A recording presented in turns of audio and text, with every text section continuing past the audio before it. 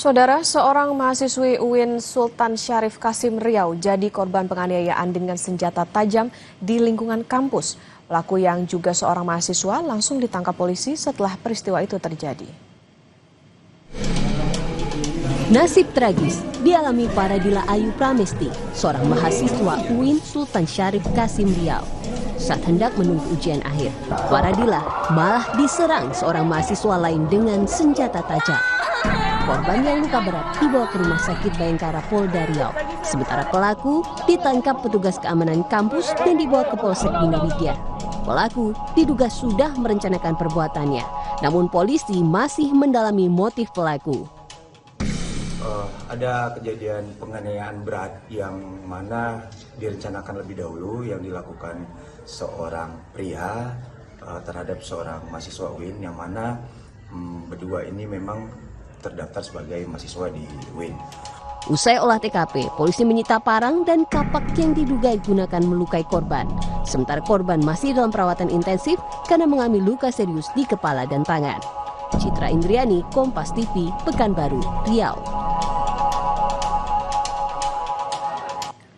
Berikutnya saudara, motif penganiayaan polisi oleh seniornya hingga tewas di Makassar, Sulawesi Selatan terungkap. Korban, polisi muda yang baru lulus pendidikan dianggap tidak loyal kepada senior. Duka mendalam dirasakan keluarga almarhum Bribda DP, personel Direktorat Samapta Polda Sulawesi Selatan yang meninggal di usia 19 tahun. Tangis haru keluarga tak terbendung saat melihat jenazah korban. Keluarga mengakui ada temuan sejumlah luka lebam di tubuh korban. Ayah korban yang juga anggota Polri meyakini putranya tidak punya latar belakang penyakit tertentu. Pihak keluarga pun langsung meminta jenazah Bribda DP diotopsi agar kematiannya bisa diusut. Tidak pernah sakit, dia tidak ada latar belakang sakitnya. Dan semenjak di sini, semenjak sadar sini, keluar darah terus dari mulut. Ya. Dan indikasi ada yang mengatakan benturan kepala, benturan kepalanya tapi tidak ada luka di kepala. Oh gitu. Tidak ada luka di kepala. Kalau memang murni memang di kepala kan pasti ada luka di kepala. Nah ini darah terus kami akan proses untuk minta keadilan. Apabila memang ada penganiayaan, kami serahkan penyidik Polda untuk mengungkap tuntas siapa pelaku daripada penganiayaan. Penyidik Polda Sulawesi Selatan melakukan serangkaian penyelidikan dan memeriksa 8 orang saksi. Polisi akhirnya menetapkan Bribda P, senior korban, sebagai tersangka.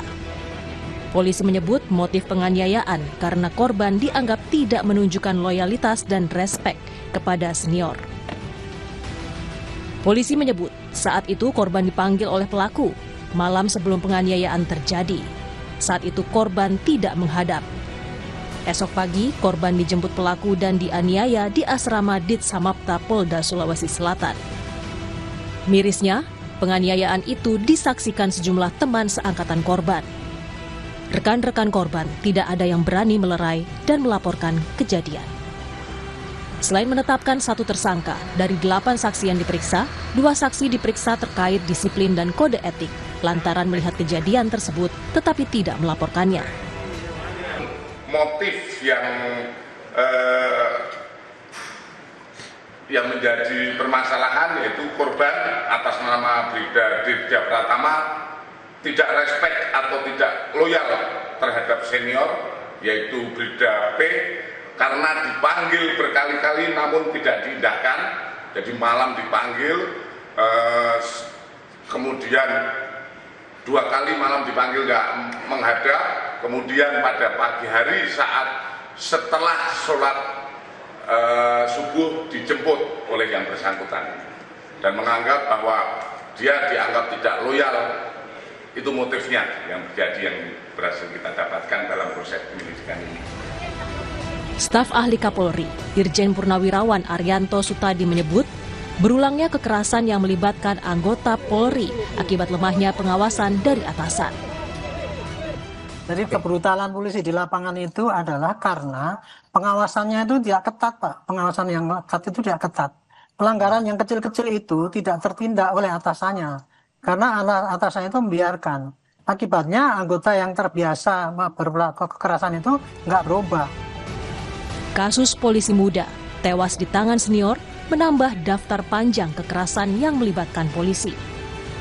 Polda Sulawesi Selatan memastikan kasus ini akan diusut hingga tuntas, baik pidana dan pelanggaran terhadap kode etik. Tim Liputan, Kompas TV.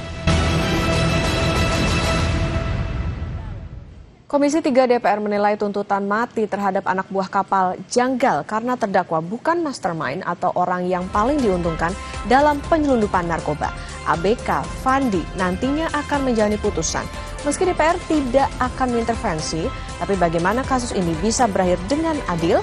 Kami akan ulas dalam dialog Sapa Indonesia Pagi, usai jeda bersama Bremana Tenaya.